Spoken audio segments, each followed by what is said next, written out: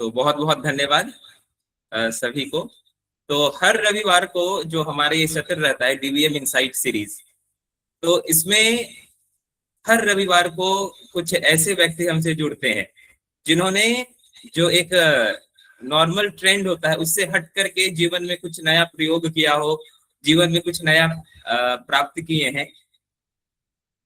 तो ऐसी ही कड़ी में आज हमारे बीच में पद्मश्री सेठपाल सिंह जी हैं। और सेठपाल सिंह जी एक नवाचार के लिए जाने जाते हैं कृषि के क्षेत्र में, और इन्होंने बहुत सारे प्रयोग किए हैं कृषि के क्षेत्र में। कृषि वह क्षेत्र है जो सभी के जीवन से जुड़ा होता है, और यह वो विषय है जिस पर गांव के व्यक्ति से लेकर के जो देश के प्रधानमंत्री मुख्यमंत्री लोग होते हैं, उन सब की नजर इस ये जो क्षेत्र है इस पर टिका होता है। क्यों? क्योंकि ये बहुत मूलभूत है, हम सभी के जीवन से जुड़ा होता है। अब जो किसान हम लोग कहते हैं, तो जो वास्तविक स्थिति है गांवों में जो हम लोग देखते हैं, जितना मैंने अनुभव किया है, मैंने देखा है गांवों को और किसानों से बातचीत की है, तो आज बहुत दुर्लभ है वो किसान जो अपने काम से बहुत खुश होते हैं या खेती करके प्राउड फील करते हैं, गौरवान्वित महसूस करते हैं कि मैं एक किसान हूं और मैं एक अच्छा कार्य कर रहा हूं। इस प्रकार के किसान बहुत दुर्लभ है। ज्यादातर किसान जो देखने को मिलते हैं या जिनसे बातचीत होती है, वो नाखुश होते हैं अपने काम से, और उनके अंदर असंतोष का भाव होता है, नकारात्मकता होती है, ऐसा लगता है कि जीवन में कुछ नहीं कर पाए हैं, इस प्रकार का भाव रहता है। हर वर्ष उनको घाटे का सामना करना पड़ता है अनेक कारणों से। कभी प्राकृतिक कारण हो जाता है या अन्य कई बार कई सारे कारण होते हैं, तो जिससे किसानों को बहुत घाटा उठाना पड़ता है। लेकिन आज हमारे साथ सेठपाल सिंह जी जुड़े हैं, जिन्होंने जो किसानों के लिए एक प्रेरणा स्रोत है, आदर्श है कि खेती करके भी राष्ट्रीय स्तर तक पहुंचा जा सकता है और एक कीर्तिमान रचा जा सकता है। तो भाई साहब को 2022 ईस्वी में खेती में नवाचार के लिए पद्मश्री से सम्मानित किया गया था। भाई साहब ने कृषि के क्षेत्र में अनेकों प्रयोग किए हैं। उसमें से जो कुछ खास है वो यह है कि सिंघाड़े की खेती जो है, इन्होंने कम पानी वाले क्षेत्र में किया है। मतलब कि सिंघाड़े की खेती जो होता है अक्सर वो तालाब में या ऐसी जगहों पर किया जाता है जहां पे गहरा पानी होता है। लेकिन इन्होंने वो करके दिखाया है कि बहुत कम पानी में 6 इंच से 1 फीट पानी में इन्होंने सिंघाड़े की खेती की है, और वो जो मॉडल रहा काफी सफल रहा है।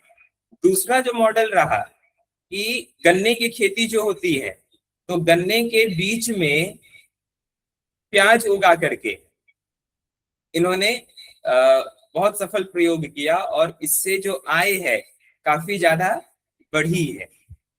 तो प्याज जो होता है ये 3-4 महीने में तैयार हो जाता है, और गन्ने की जो फसल होती है इसमें समय लगता है।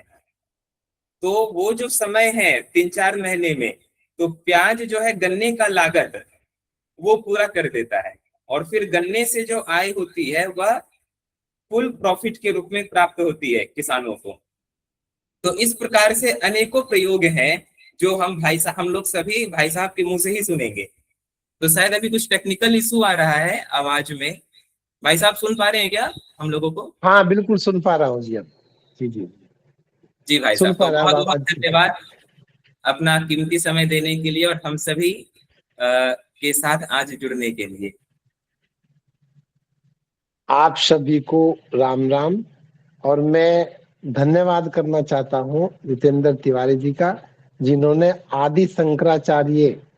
श्री आदि शंकराचार्य फाउंडेशन के माध्यम से हम सब मेरे भाइयों से सबसे रूबरू कराने का एक मौका दिया है। मेरा नाम सेठपाल सिंह है। मैं सहारनपुर उत्तर प्रदेश के गांव नंदी फिरोजपुर का एक किसान हूँ। और मैं थोड़ा विलंब से माफी इसलिए चाहूंगा, आज मेरठ में एक हमारी लोक भारती की मीटिंग थी, जिसमें वहां पहुंचने के बाद में आपसे अभी जस्ट ये समझिएगा 8:55 पे मैं पहुंचा हूँ। थोड़ा सा व्यस्त होने के कारण थोड़ा फिर इशू था आवाज का, तो इसलिए इसके लिए मैं आपसे माफी चाहता हूँ। और मैं आप लोगों से एक निवेदन करना चाहता हूँ। कृषि कृषि एक ऐसा विशाल समग्र क्षेत्र है जिसमें असीमित संभावनाएं हैं। और जब आप हमारा कृषि व्यवसाय, आज हम कहते हैं हमारा देश कृषि प्रधान देश है, और मेरा मानना यह है हमारा देश कृषि प्रधान नहीं था, हम तो उद्यमी थे। जब तक एक किसान अपनी कृषि को उद्यमिता की तरफ, एक जिस तरीके से उद्यमी एक अपने व्यवसाय को पूरी तरीके से पूरा बिल्कुल मन से चलाता है, यदि हम अपने कृषि क्षेत्र को भी पूरी उद्यमिता से और पूरी तन्मयता लगन के साथ करते हैं, तो इतना बड़ा सेक्टर, जनरली लोग बात कहते हैं कि हमारा एग्रीकल्चर में 18% योगदान है, लेकिन मैं ये कहना चाहता हूं हम 50% से भी ज्यादा एग्रीकल्चर में, चूंकि जितने कृषि क्षेत्र से जुड़े हुए एलाइड डिपार्टमेंट है, चाहे हमारा मैकेनाइजेशन का हो, चाहे फूड सिक्योरिटी का हो, फर्टिलाइजर का हो, इंसेक्टिसाइड का हो, पेस्टिसाइड का हो, जहां इतने लोगों को रोजगार कृषि क्षेत्र देता है, सबको भोजन देता है, राष्ट्र हमारी जो खाद्य सुरक्षा है उसको हम और आप मिलकर के पूरी करते हैं। तो कृषि एक नीरस व्यवसाय नहीं है, कृषि एक बहुत उद्यमिता का विषय है। मैं आप लोगों से बताना चाहता हूं, मेरे परिवार में मेरे पिताजी मेरे ताऊजी खेती करते थे। हम 6 भाई हैं, उनमें मैं दूसरे नंबर का हूँ। मैंने अपनी मेडिकल की पढ़ाई पूरी की थी और 1995 में 1992 में आकर के मैंने गांव में ही अपना मेडिकल का व्यवसाय शुरू किया था। लेकिन 1995 में ग्राम पंचायत का चुनाव आया और ग्राम पंचायत के चुनाव में ग्राम वासियों ने कहा भाई हम आपको प्रधान बनाएंगे। हमारे परिवार में कोई भी पॉलिटिकल आदमी या इस तरह का पहले से कोई राजनीतिक संरक्षण नहीं था। परिवार वालों ने मना किया, नौकरी लगी थी 86 में, वो बैंक में चले गए थे। मैं छोटा था, 4 भाई छोटे थे, उनको सबको पढ़ाने का उसकी सबकी जिम्मेदारी मेरे ऊपर थी। फिर भी हम लोगों ने हिम्मत की और 95 में पंचायत चुनाव में हमने अपनी भाभी जी को, महिला सीट थी, चुनाव लड़वाया और वो प्रधान बने।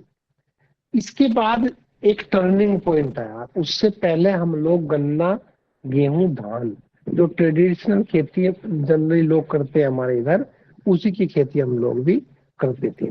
लेकिन उसमें जब हमारा जो संपर्क हुआ है हमारे किसान साथी थे इंद्रपाल सिंह तोमर जी, आज वो नहीं है, उन्होंने हमसे कहा भाई आप जो गन्ना गेहूं धान करते हैं इसको छोड़िएगा आप लोग, और आप कृषि विविधीकरण को अपनाइएगा।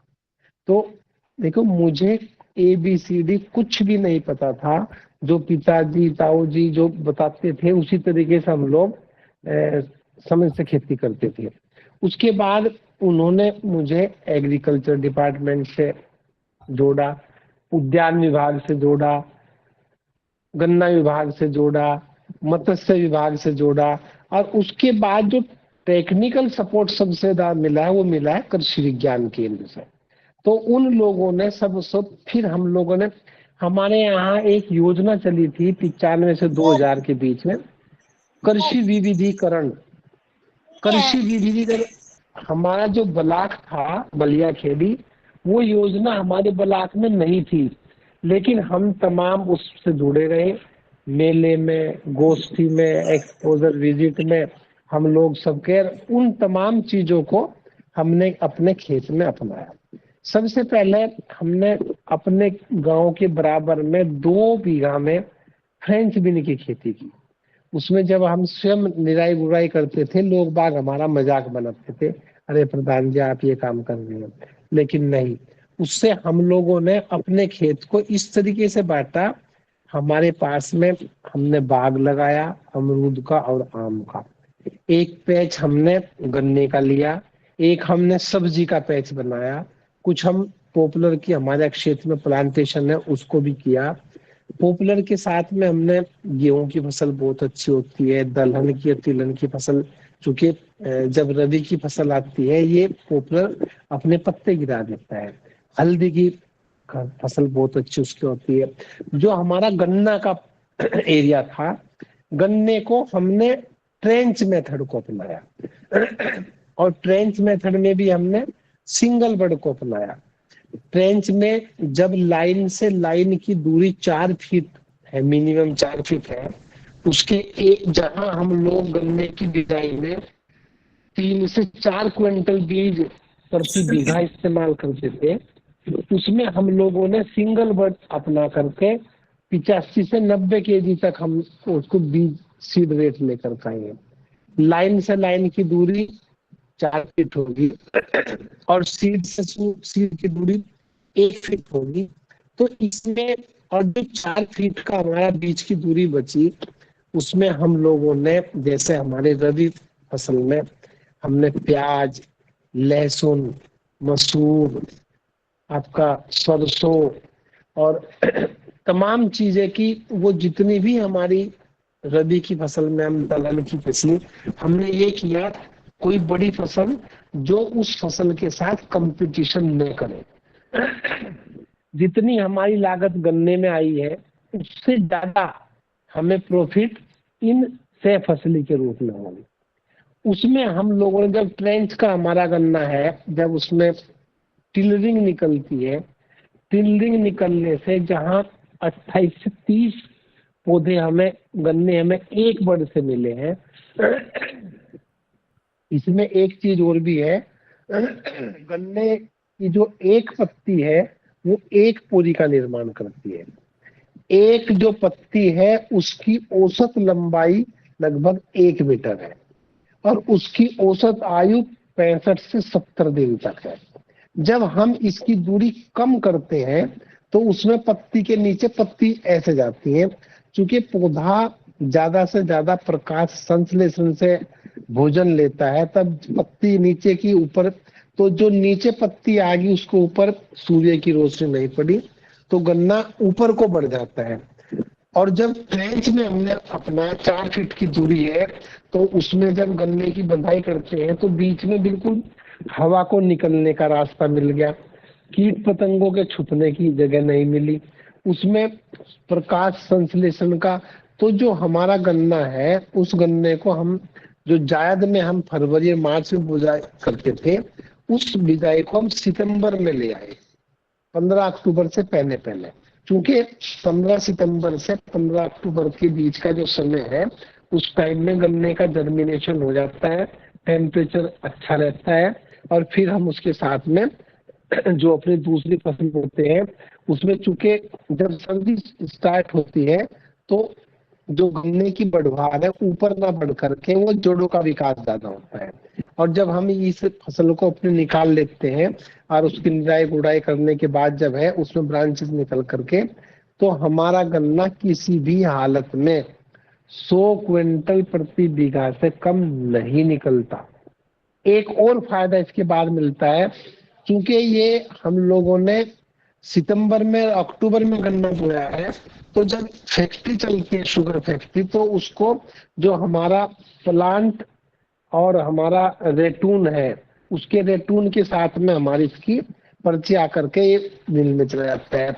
और जब वो चला जाता है उसके बाद फिर हमारा जो बीच का 4 फीट का जो हमारा गन्ने का वो बचा है, जब तक हमारा गन्ना फूट करेगा, जब तक हमारा गन्ना बड़ा होगा, उसके बीच में फिर हम जो हमारी जायद की फसलें हैं, जो हमारी हम गेहूं भी कर सकते हैं, मतलब वो तमाम चीजें इस तरीके से हमने गन्ने के साथ में 12 महीने तक हम कोई ना, चाहे हल्दी की क्रॉप ले सकते हैं, या अदरक भी हम लोगों ने लिया है, उसके साथ केले का भी बहुत अच्छा, चूंकि जब हमारे यहाँ पपीता और केला जो दिक्कत आती है, और जब पाला पड़ता है तो वो ऊपर से पत्ती गल जाती है। तो जब हम उसके अंदर गन्ना बड़ा होगा, वो छोटा होगा, और जब हम फरवरी मार्च में आकर के यदि गन्ने को काट देंगे तो उसकी क्रॉप हमें बहुत अच्छी मिल जाती है। इसलिए इसके अलग हम लोगों ने अपने खेत को, जो हमने सब्जी के लिए वो किया, सब्जी में जो सीजनल सब्जी है हमारी, जैसे हम खीरे की खेती करते हैं, ककड़ी की खेती करते हैं, उसमें करेला की खेती करते हैं, मिर्च की खेती करते हैं, लौकी, हम मचान को विधि को अपनाया। मचान में जनरली ये रहता है, जो हमारी करेला है, लौकी है, तोरई है, वो हमारी ऊपर चढ़ जाती है, और जैसे हमारा टिंडा है, खीरा है, उसको हम नीचे जमीन पे लेते हैं। जब तक हमारी ऊपर की करेला लौकी हमारी ऊपर चढ़ती हैं, तो तब तक हमारी जमीन की जो खीरा है लगभग 65 से 70 दिन में कंप्लीट हो जाता है। ये फसल हमारी हो जाती है, खत्म हो जाती है, ऊपर हमारा करेला चढ़ जाता है। करेले में अगर हम लोगों ने फरवरी में करेला लगाया है, तो हमको लगभग अप्रैल में वो पैदावार देना शुरू कर देता है। और अप्रैल के बाद जैसे जुलाई में, अगस्त में बरसात शुरू होती है, तो उसका उत्पादन कुछ कम हो जाता है। उसमें जो हमने मचान बांधा है, उसी पे हम लोग लौकी की बिजाई कर देते हैं। तो लौकी की बिजाई करने से जब हमारा करेले का उत्पादन कम हो जाता है और उसके ऊपर लौकी की वो फैल जाती है, तो हम धीरे धीरे उसमें से करेले के नीचे से जड़ उखाड़ करके वहीं छोड़ देते हैं। उससे क्या होता है, करेले का जुका तो रहता है, लौकी हमारी स्टार्ट हो जाती है। और ये लौकी हमारी सितंबर, अक्टूबर, नवंबर तक हमारी चलती है। जब नवंबर में सर्दी शुरू हो जाती है, सर्दी शुरू होने के बाद फिर लौकी की आवक कम हो जाती है, तो हम इसमें सितंबर लास्ट में, अक्टूबर में इसी मचान के ऊपर हम लोग सेम की रोपाई करते, बिजाई कर देते हैं। तो जैसे हमारी लौकी खत्म होगी, हमारी सेम स्टार्ट हो जाएगी। तो एक महीना जनवरी में, 15 जनवरी के बाद या 15 फरवरी तक जब पाला पड़ता है हमारे यहाँ, कोहरा बहुत जाता है, 15-15 दिन तक सूर्य के दर्शन नहीं हो पाते, तो उस टाइम इसका थोड़ा सा उत्पादन कम रहता है। लेकिन जैसे ही फरवरी स्टार्ट होती है, टेम्परेचर बढ़ने लगता है, तो उसका जो सेम का जो उत्पादन है हमारा इतना ज्यादा होता है, वो हमारा मई जून तक चलता है। तो यानी कि एक ऐसा सिस्टम जिससे किसान की रोज आमदनी हो, चाहे पशुपालन के रूप में, सब्जी के रूप में, गन्ना गेहूं धान के रूप में, दलहन और तिलहन के रूप में, हल्दी के रूप में। हम तो ये मानना है, किसान को केवल नमक बाजार से लाना पड़े, हम अपने घर की तमाम जरूरतें हम अपने यहाँ पैदा कर सकते हैं। हमारी जो पौराणिक व्यवस्था थी, हमारी माताजी और जब थी, जैसे पशुओं के उपले बनाते थे, उस क्षेत्र में वो जब बरसात की आमद होती थी, बिटोरे थे लौकी, तोरी, कद्दू, तमाम चीजों को, और जब बरसात आती तो उस क्षेत्र में वो फिर रबी की पालक है, चना है, प्याज है। यानी कि हम लोगों को बिना किसी इंसेक्टिसाइड, पेस्टिसाइड, फंजिसाइड या कीटनाशकों के प्रयोग के बिना ही बहुत अच्छी गुणवत्ता युक्त हमको वो तमाम चीजों की सब्जी प्राप्त होती थी। इसी क्रम में हम लोगों ने, जैसे भाई साहब ने बताया, 95-96 में हमारे मन में आया, हम एक जगह जा रहे थे रिश्तेदारी में, बराबर में एक सिंघाड़े के खेत पर हमने खड़े होकर के देखा, तो सिंघाड़ा निकाल लेते हैं। हमारे मन में आ जाए तालाब में हो सकता तो खेत में क्यों नहीं हो सकता। तो हमने अपने 1 एकड़ के खेत में हमने उसकी दीवार, जो प्लेन खेत है, नॉर्मल खेत है बिल्कुल, जिस प्रकार से धान की रोपाई हम करते हैं, पहले पानी भर करके उस खेत में ट्रैक्टर से पडलिंग करते हैं, पडलिंग करने के बाद मात्र 6 से 8 10 मैक्सिमम 1 फीट पानी में हमने उसको लगा करके उसकी रोपाई कर दी। और रोपाई करने के बाद थोड़े समय तो दिक्कत ही आती है, क्योंकि इसमें पानी थोड़ा कम रहता है। जून और जुलाई में धूप ज्यादा होती है, कड़ी धूप होने के कारण वह पानी गर्म हो जाता है। तो हमको इसमें दिन में 1 या 2 घंटे पानी चलाना पड़ता है ताकि वो पानी ठंडा हो जाए। रोपाई के 1 महीने के बाद तक वो उसमें ब्रांचेज निकल करके वो पूरे पानी को ढक लेती है। जब वो ढक लेती है तो पानी गर्म होने की समस्या भी खत्म होगी। अब इसमें बात आती है कीट पतंगों की। सिंघाड़े के अंदर नाम मात्र के कीट पतंगे आते हैं। एक छोटी सी लाल रंग की एक सुंडी होती है जो उसके ऊपर गोब में बैठ करके उसको काटती है। यदि उसके अंदर हम केवल नीम ऑयल का भी स्प्रे कर देंगे तो उसी से वो कड़वा होकर के उसको खाते हैं, उसी से वो भाग जाती है। इसके बाद अगर हम लोगों ने जून मध्य में सिंघाड़े की रोपाई की है तो हमारा खेत लगभग 15 से 20 अप्रैल उसके सितंबर के बीच में पैदावार देनी शुरू हो जाती है। अगर मैं आपसे बताऊं, 1 एकड़ के खेत में यदि 4 आदमी लेबर रोज सिंघाड़ा तोड़ते हैं तो वो 2.5 से 3 से 4 क्विंटल तक, मिनिमम 2.5 क्विंटल मैक्सिमम 4 क्विंटल तक वो सिंघाड़ा तोड़ते हैं। और 1 एकड़ का खेत 4 लोग मिलकर के 1 हफ्ते में उसकी 1 तोड़ करते हैं। और 1 हफ्ते के बाद जहां से हमने शुरू किया था वहां से हम फिर शुरू कर देते हैं। 1 2 दिन थोड़ा सा आराम करते हैं ताकि भाई थक जाते हैं। और उसके बाद तो जब हमारा सितंबर में सिंघाड़ा आता है उसका जो मार्केट रेट है, उसका मार्केट रेट 65 रुपए, 70 रुपए, 75 रुपए, 45 रुपए, 50 रुपए, यानी कि आवक के हिसाब से।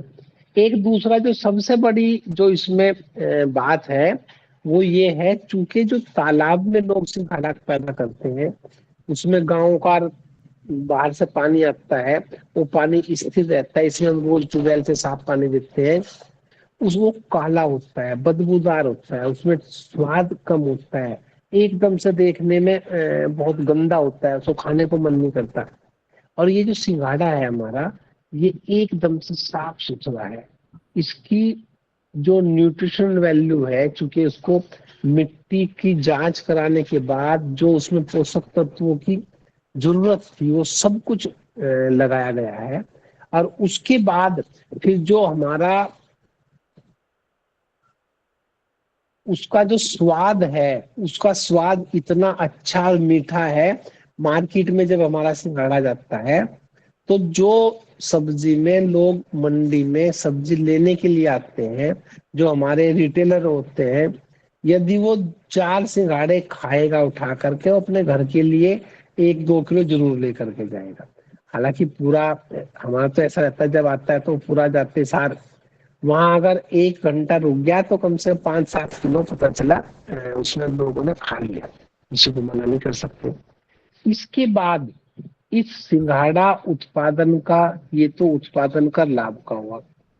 मेरा मानना यह है इस जून मध्य से लेकर के दिसंबर मध्य तक जितना उत्पादन हमें सिंघाड़े से मिलता है शायद दूसरी क्रॉप से किसी से मिलता हो इस कम उस मंत्राल में।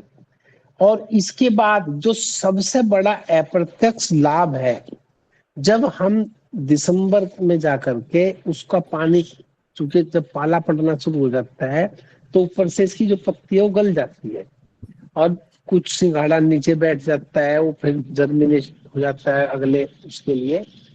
उसका जब हम पानी खेत का निकाल देते हैं, निकालने के बाद जो 1 एकड़ में लगभग सैकड़ों क्विंटल बेल और पत्ते जो हमारे सिंघाड़े के रूप में थे वो सारे के सारे हमारे खेत में कंपोस्ट होंगे, जिससे उसमें जीवांश कार्बन की मात्रा बहुत ज्यादा बढ़ गई।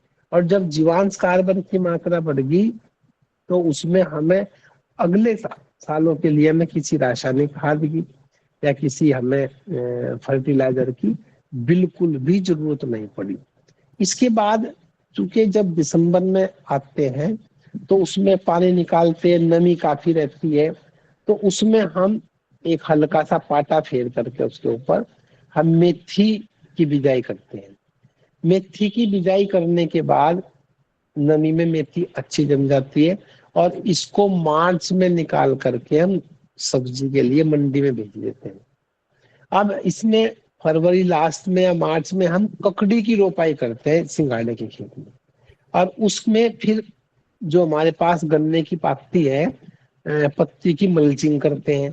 और मल्चिंग करने के बाद जो उसका उत्पादन खीरा, ककड़ी, कद्दू, लौकी, मतलब वो तमाम चीजें हम 15 जून से पहले पहले हम इतना अच्छा उत्पादन वो देती है, इतना लागत जीरो, इंसेक्टिसाइड पेस्टिसाइड जीरो। चूंकि जब हमारे खेत में जीवांश कार्बन की मात्रा होगी जो 17 पोषक तत्वों की, जिसको पौधे को, जमीन को, हमारे शरीर को जरूरत है, और वो उसमें 17 पोषक तत्व जब पर्याप्त मात्रा में होंगे तो उसके अंदर प्रतिरोधक अक्षमता डेवलप होगी, उसमें कीट पतंगों का अटैक कम होगा।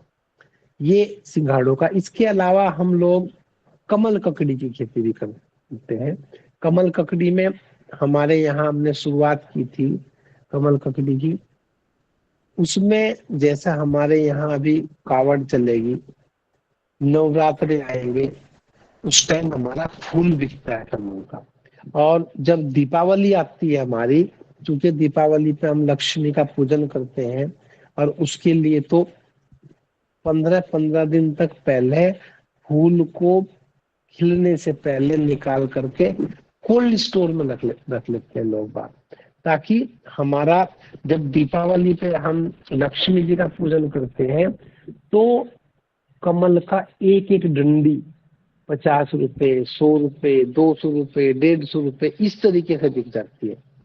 और उसके बाद जब जो फूल खिलने के बाद पत्ती गिर जाती है तो उसमें कमल गट्टा बनता है, और वो जो कमल गट्टा बनता है उसको हम पूजा में इस्तेमाल करते हैं। पूजा में हमारे यहाँ हवन सामग्री में उसका इस्तेमाल होता है, माला डाल करके गले में पहनते हैं। और पकने से पहले यदि हम उसको छील करके खाते हैं तो उसका इतना अच्छा टेस्ट, पौष्टिकता है उसके अंदर, तो वो बादाम और काजू की तरह उसका टेस्ट डेवलप होता है। के एक चीज और भी है, लगभग 28-29 नवंबर अक्टूबर के बाद ये कुछ नेचुरल प्रोसीजर है, उसके बाद हमारे कमल का फूल नहीं खिलता। और वो जैसे जैसे ठंड 28-29 के बाद कमल का फूल बिल्कुल भी नहीं फूलता, ये नेचुरल है। इसके बाद उसके पत्ते जैसे ठंडक होती है वो सारे खत्म हो जाते हैं, और उसमें उसमें से फिर नीचे कमल ककड़ी, जिसको हम जनरली बीज कहते हैं, उसके लिए हम फिर बीज हमारा मार्केट में। तो मेरा अपने सब तमाम युवा प्रतिष्ठित भाइयों से ये निवेदन है, जब तक आप जैसा टैलेंट कृषि क्षेत्र में वैल्यू एडिशन के रूप में, स्टार्टअप के रूप में, स्किल डेवलपमेंट के रूप में आप लोग अपने नवाचार लेकर के नहीं आएंगे। आज कृषि क्षेत्र में, आपके क्षेत्र में पता नहीं, मेरा जो क्षेत्र है यहाँ, अगर कोई 50 बीघे का बच्चा खेती करनी चाहता है, लोग उसकी शादी करने के लिए तैयार हैं। मजदूर का बेटा भी किसान के यहाँ मजदूरी करने से कतराता है, उसके लिए भी उसके वही समस्या है। आज अगर हमें अगर कोई अच्छा पढ़ लिख लिया, उसको तो नौकरी के लिए बाहर चला गया। जो नहीं पढ़ा, कम पढ़ा हुआ है, उसको हम एग्रीकल्चर सेक्टर में लेकर के आते हैं। जब तक आप जैसा टैलेंट इस एग्रीकल्चर क्षेत्र में आकर के अपने नवाचार को, माननीय प्रधानमंत्री जी का जो विजन है 2047 में, हम किस प्रकार से अपने देश को विकसित राष्ट्र बना सकते हैं, उस विकसित राष्ट्र बनाने में हमारी किसानों की क्या भूमिका होगी। हमें मिलेट्स के रूप में, दूध के क्षेत्र में, सब्जी के क्षेत्र में, फर्टिलाइजर का कम इस्तेमाल करके, कीटनाशकों का कम इस्तेमाल करके हम किसानों ने बहुत बड़ा प्रकृति के साथ में एक भेदभाव किया है। विविधता प्रकृति का नियम है, और जब विविधता के साथ हम लोग अपने कार्य को आगे बढ़ाते हैं तो एक दूसरे के साथ कभी भी प्रतिक्रिया नहीं होती, ना कोई कंपटीशन होता है। हम लोगों ने अत्यधिक पेस्टिसाइड, इंसेक्टिसाइड, फंजीसाइड, फर्टिलाइजर डाल करके खेत का केचुआ हमने मारा है, मेंढक हमने मारा है, सांप मारा है, आसमान मकड़ी को हमने मारा है, गोरैया को हमने मारा है, बगुला कम हो गया, कौवा कम हो गया।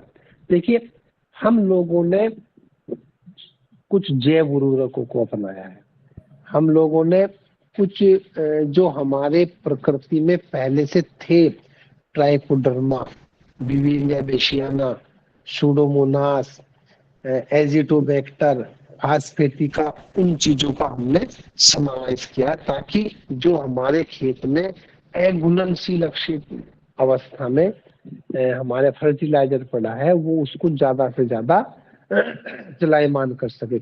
उनका भोजन गोबर की सड़ी हुई खाद है, जीवांश कार्बन है। जब हमारे खेत में जीवांश कार्बन होगा उनकी मात्रा ज्यादा होगी, जब उनकी मात्रा ज्यादा होगी हमारे खेत में जल धारण करने की अक्षमता बढ़ेगी, हमारे खेत में तमाम केंचुए का, उनका तमाम का समावेश होगा। एक ये हमें हमारे साइंटिस्टों ने बताया, हमने उसे जीवन में अपने इस्तेमाल किया। मित्र कीट और शत्रु कीट, इसका हमारे कृषि क्षेत्र में मित्र कीट और शत्रु कीट का बहुत बड़ा योगदान है। जितने मांसाहारी कीट है वो हमारे मित्र कीट है, जितने शाकाहारी कीट है वो हमारे शत्रु कीट है, और वो मांसाहारी कीट हमारे शाकाहारी कीटों को अपना भोजन बना करके हमारी फसल की सुरक्षा करते हैं। और जब हम कोई भी दवाई का, कीटनाशकों का प्रयोग करते हैं तो सबसे पहले हमारे मित्र कीट मरते हैं, और जब हमारे मित्र कीट मरते हैं तो हमारे लिए बहुत बड़ा संकट का सामना हमें करना पड़ता है। तो मैं आप लोगों से इसी क्रम में मैं जितेंद्र तिवारी जी का, आप सभी लोगों का बहुत बहुत धन्यवाद देना चाहता हूँ।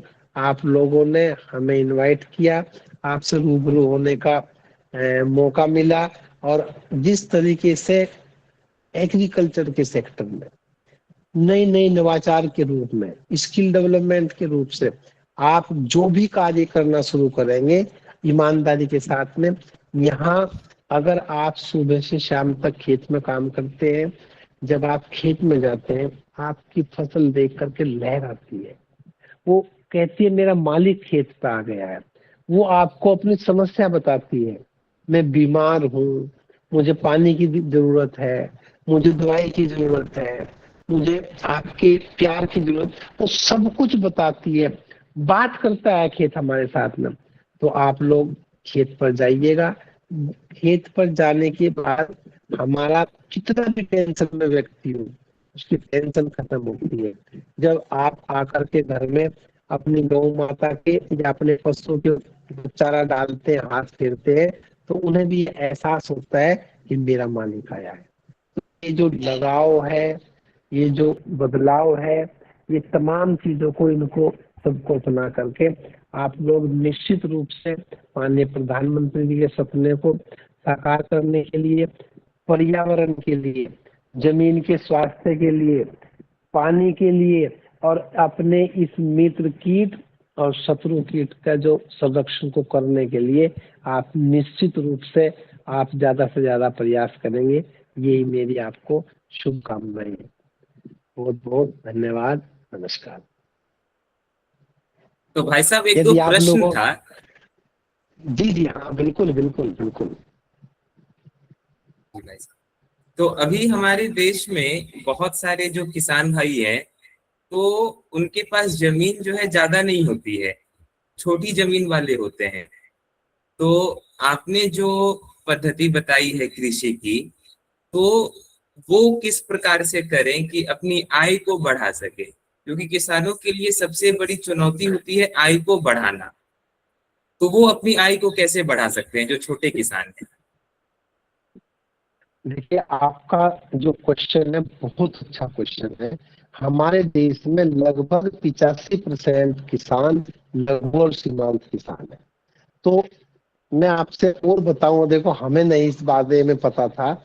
जब 2022 में हमने महामहिम राष्ट्रपति जी ने पद्मश्री के लिए बुलाया, हमें अवार्ड दरबार हाल में दिया। उसके बाद जो अशोक हॉल में उसमें फोटो सेशन हुआ और फिर वहाँ चाय की व्यवस्था थी। माननीय प्रधानमंत्री जी, राष्ट्रपति जी और तमाम मंत्री लोग मिलने के लिए आए। तो मैंने कहा, माननीय प्रधानमंत्री जी, हमने आपके विजन को आगे बढ़ाया है। आपका जो नारा था, भाई किसान की आमदनी दोगुनी करने के लिए, उन्होंने मेरे हाथ पकड़ कर कहा, नहीं सेठपाल जी, आप तो छोटे किसानों की चिंता करने वाले इंसान हैं। मुझे अपने आप को ये नहीं पता था मेरा ये मॉडल छोटे किसानों के लिए इतना ज्यादा लाभदायक हो सकता है।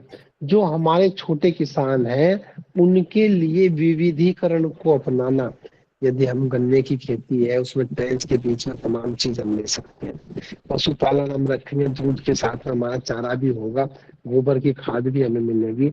गाय पालेंगे, गौमूत्र, उससे हम प्राकृतिक खेती की तरफ और जैविक खेती की तरफ भी हम लोग जाएंगे। और उससे जो हमारा विविधता, विविधीकरण, इसको अपना करके निश्चित रूप से छोटे किसान की बहुत अच्छी आमदनी बढ़ा सकते हैं। तो इसमें जो ऑडियंस है उनमें से भी यदि कोई प्रश्न पूछना चाहे हाँ तो पूछ बिल्कुल, सकते हैं। हाँ बिल्कुल बिल्कुल। कोई भी यदि पूछना चाहते हो। हाँ, कोई भी हाँ पूछिए भैया, जब संवाद होगा तो हाँ अच्छा लगेगा। हाँ, सतपाल जी, मेरी आवाज आ रही है जी आपको? सर। हाँ जी, हाँ जी, हाँ जी, बताइएगा, मैं आवाज आ रही है आपकी। मैं सुभाष बोल रहा हूँ। अच्छा। मुझे इस पूरे ग्रुप में उम्र में आप सबसे छोटा समझ लीजिएगा। ये बिल्कुल मत बिल्कुल दिखिएगा कि बिल्कुल। मेरे सिर पे बाल नहीं है। जी जी। इसलिए पहले मैं आपका आभार प्रकट करना चाहता हूँ कि आपने ऐसा मनोबल प्राप्त किया हुआ है कि आपने कुछ करने की ठान ली। नहीं तो हमारे भारतवर्ष में तो करोड़ों किसान हैं। कितने लोग आपकी तरह ठान के बैठते हैं, वो बहुत गंभीर विषय है। क्योंकि भारत के किसान और यहाँ की व्यवस्था पे हमेशा ये ब्लेम दिया जाता है कि हमारे किसान आत्महत्या करते हैं।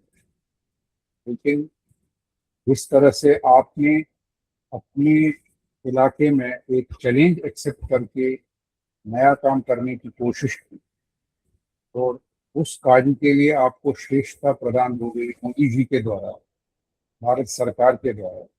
ये हम सब लोगों के लिए एक एग्जाम्पल।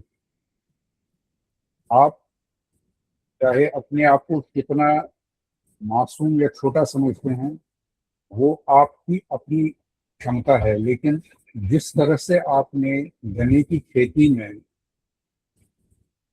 अन्य फसलों का प्रयोग करके ये साबित किया है कि ऑर्गेनिक खेती किस ढंग से हम गन्ने के खेत में करते हैं, उसके लिए हम आपको कितनी भी शाबाशी देने पहुंचता हूँ। मुझे बहुत अच्छा लगा आपने जब ये धन्यवाद। सभी को परिचय करवाया कि जो बाकी ऑर्गेनिक मटेरियल बच जाता है गन्ने की खेत में, वो ऑर्गेनिक खाद का काम है। आज भारतवर्ष में हमारे पास ऑर्गेनिक खेती करने के लिए बहुत बड़ा कार्यक्रम है।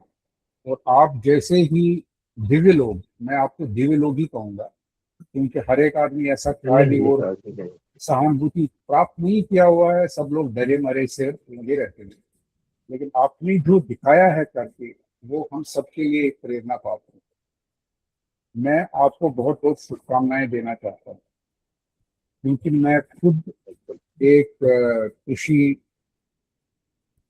डिग्री होल्डर, पोस्ट ग्रेजुएट, तो इसलिए मैं समझ सकता हूँ कि कृषि क्षेत्र में कोई भी काम करना इतना आसान है नहीं, जितनी सुलभता से आपने बताया हमें। ये आपकी एक महान हस्ती है जो ने इस प्रकार से हमें ये बताया कि मैंने कोई ज्यादा हर्डल्स के बगैर अपना काम किया है। आप बहुत बहुत बधाई पात्र हैं। मैं आपको क्या बधाई दे दूंगा, भारत सरकार आपको पहले ही बधाई हमारी ओर से दे चुकी। मैं नहीं सर, बिहार, आप लोगों का आशीर्वाद ही हमें सबसे बड़ा, इससे बड़ा कोई भी वो नहीं हो सकता है। देखिए, आशीर्वाद तो हम सबके ऊपर भारत माँ का है ही है। मैं जी जी जी। अपने बिहार मिशन वाले लोगों से और जो अन्य लोग हमारे मध्य प्रदेश के हैं या कहीं और से इस कार्यक्रम में हैं, उन सबको मैं ये निवेदन करना चाहता हूँ कि जब तक हम अपनी इस दी हुई दिव्य शक्ति, अपनी इस बर्थ को, अपनी इस पैदाइश को किसी ऐसे ढंग के कार्य में न लगाएं जिससे कि बाकी लोगों का कल्याण हो। अपने लिए तो हर एक आदमी तनख्वाह, अपने लिए रोटी तो कमा ही लेता है, लेकिन एक एग्जाम्पल क्रिएट करना जिस तरह से सतपाल जी ने बनाई है, ये हम सब लोगों का एक लक्ष्य है। बहुत बहुत धन्यवाद, आप सब लोगों ने मेरी बात सुन ली। बहुत बहुत धन्यवाद। तो बाबू जी, मैं इसमें एक बात जोड़ना चाहता हूँ। मेरा मानना यह है, एक माँ हमारी वो है जिसने हमें जन्म दिया और हमारी परवरिश की। दूसरी धरती माता है जो हमारे लिए भोजन देती है। और उसके लिए जो सबसे बड़ा हमें फसल अवशेष प्रबंधन का जो कार्य करता है ना, हमें हमें फसल के अवशेष में आग नहीं लगानी। एक मैं और निवेदन सभी किसान भाइयों से करना चाहता हूँ। मैं गुजरात गया, मध्य प्रदेश गया, राजस्थान, हरियाणा, पंजाब, पश्चिम, जहां हम मिलेट्स की खेती करते थे, दलहन तिलहन का समावेश करते थे, उस क्षेत्र में हमने धान और गेहूं लेना शुरू कर दिया। तो इसको छोड़ करके हमें विविधता को जरूर अपनाए, दूसरी फसलों का समावेश कर सके। हमें जहाँ हमारी जमीन की फर्टिलिटी बढ़ती है, क्योंकि जो दलहन और तिलहन की, देखिए भाजी, ये हमें नहीं पता था। हम तो छोटी छोटी बात लेकर के, जो हमारे साइंटिस्ट थे, कृषि विज्ञान केंद्र के साइंटिस्ट थे और यूनिवर्सिटी के लोग, फिर हम उनसे जुड़े, उन्होंने जो बताया, भाई अगर हम दलहन का प्रयोग करेंगे, वो नाइट्रोजन फिक्स का काम करके जड़ों में गांठें बना लेती है। जब हम उनके पत्ती गिरेंगे, जब हम उसको ऊपर से काट करके एक्स्ट्रा हमको नाइट्रोजन मिलती है, फास्फोरस मिलता है, तो उन चीजों को बचा करके हम लोग अपनी खेती को और ज्यादा अच्छा बना सकते हैं। भाई साहब, एक चीज ये पूछना था कि यदि हम में से कुछ लोग यदि आपके पास आना चाहें और आपके कृषि के मॉडल को देखना चाहें, तो क्या ये संभव हो सकता है? स्वागत है आपका। बस ये चाहूंगा, पहले बात कर लीजिएगा, ताकि मैं कहीं, मेरे साथ में एक दिक्कत और भी है भैया। अब सरकार, कुछ सामाजिक संगठन, वो कोई ना कोई बुलाते रहते हैं। तो अगर मैं यहाँ रहूंगा, आप बात करके आए, तो आपका स्वागत है, बिल्कुल बिल्कुल। जी। ध्वंस शायद कुछ पूछना चाहते हैं। हाँ जी जी जी। ध्वंस।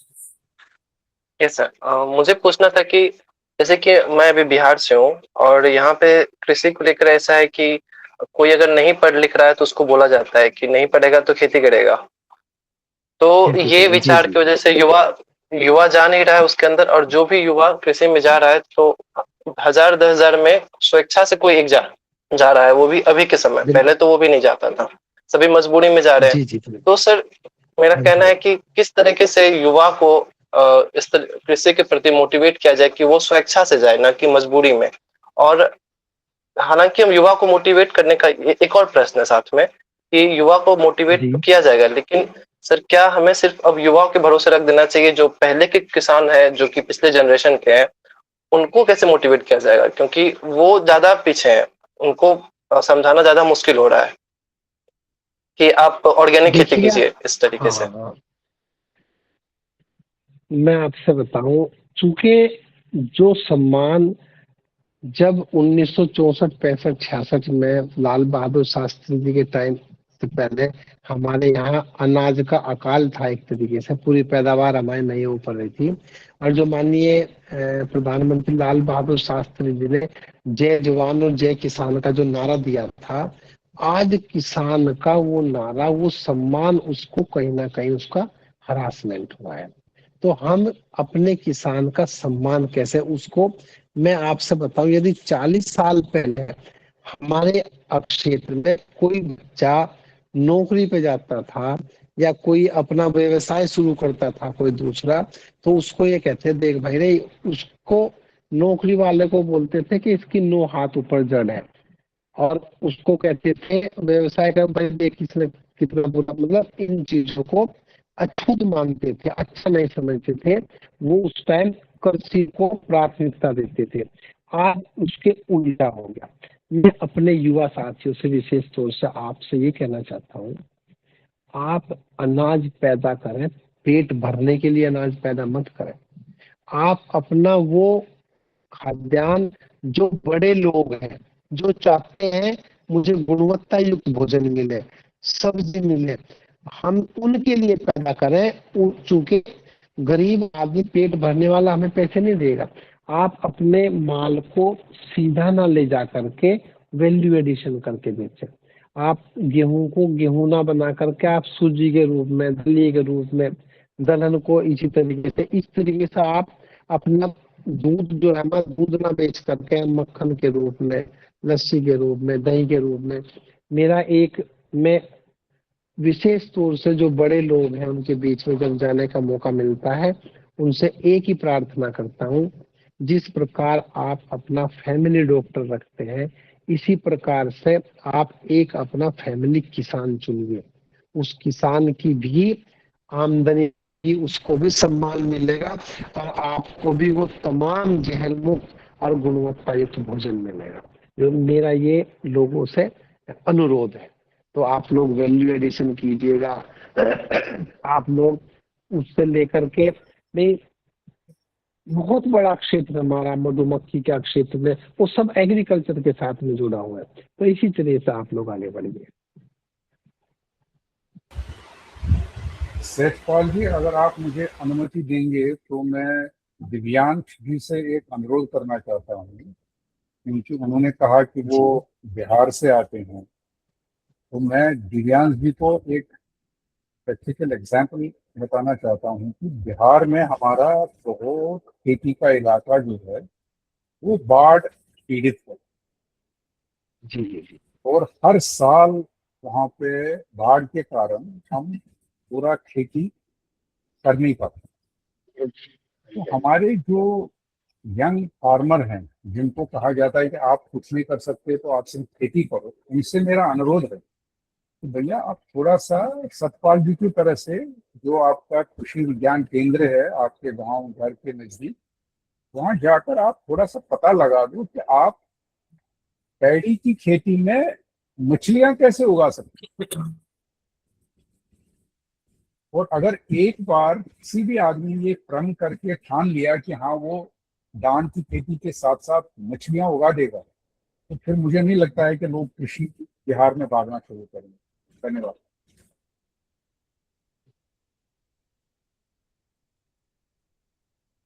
तो अन्य कोई प्रश्न है तो पूछ सकते हैं, नहीं तो फिर हम लोग प्रार्थना करेंगे और प्रार्थना से आज के सत्र का समापन करेंगे।